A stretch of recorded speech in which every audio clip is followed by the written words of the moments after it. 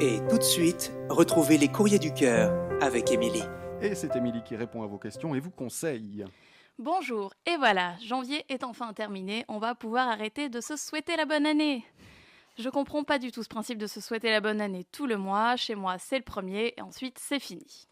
Bref, le mail que j'ai reçu et dont je vais vous parler aujourd'hui, il est de Sophie. Il traite d'un sujet que je suis très loin d'aimer, mais on ne parle pas toujours que de ce qu'on aime, donc c'est tant pis pour moi. Je vais en tout cas te répondre Sophie en toute impartialité, en tout cas je vais essayer. Sophie, elle est venue me parler de mariage. La bague au doigt, la mairie, la robe blanche et tout le tralala. Non, en vrai, c'est un petit peu moins sympa que ça, puisque Sophie, elle est en couple depuis de longues années, que c'est un couple qui fonctionne très bien, qui n'a pas de problème à parler d'avenir, d'ailleurs qui n'envisage pas la vie l'un sans l'autre, et qui n'a pas vraiment eu de remise en question. Donc, a priori, pas d'ombre au tableau. Sauf que voilà, Sophie, elle a l'impression que son couple, il n'avance pas, et qu'elle n'aura jamais droit à sa demande en mariage. Bien évidemment, la plupart des filles, nous, on rêve de ce jour merveilleux, et on voudrait que la demande ressemble à ce dont on a toujours rêvé. Mais il faut se faire à l'idée que ce ne sera pas forcément le cas. Déjà, Sophie, il est important d'essayer de savoir si ton homme est réfractaire au mariage ou pas. Est-ce que c'est quelque chose qu'il envisage un jour ? Il y a de plus en plus d'hommes, ou de femmes d'ailleurs, qui ne veulent pas se marier, que ce soit pour des raisons financières, de concept ou d'idéologie.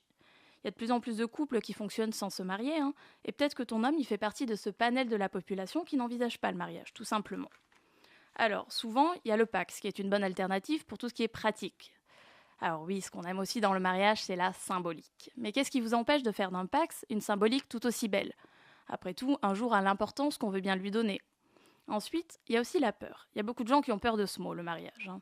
Alors oui, on pourrait se dire que ça change rien, que c'est qu'un petit bout de papier, mais je pense que c'est quand même plus que ça. Il y a un sentiment d'appartenance qui voit le jour. On devient le mari ou la femme de quelqu'un, et du coup on perd un petit peu de notre individualité, et je pense que ça peut en effrayer certains. Et le fait que le mariage sous des liens qui sont généralement déjà solides, et représente une des plus belles preuves d'amour, ne compense peut-être pas forcément les peurs et les doutes que ça peut créer. Pour passer au concret, Sophie, je n'aurai pas 1000 conseils à te donner, je vais t'en donner seulement 2. Le premier, c'est que si vraiment c'est ce que tu veux, il va falloir braver cette fierté féminine qu'on est beaucoup à avoir et faire toi-même ta demande. Sois original, fais-le. Après tout, lui aussi, il mérite bien cette preuve d'amour, non ? Et le deuxième, c'est de ne pas le forcer, pas même par des allusions. Parce que crois-moi, qu'un homme qui se sent obligé de faire sa demande par l'insistance de sa copine a beaucoup plus de chances de finir par se sentir pris au piège et à terme briser votre couple. En tout cas, Sophie, je te souhaite que les choses finissent par tourner comme tu le souhaites, et même si au fond je te comprends tout à fait, n'oublie pas que le plus important, c'est de s'aimer. Merci Émilie. Et pour la contacter, c'est sur emily.pantouflexplosive@gmail.com.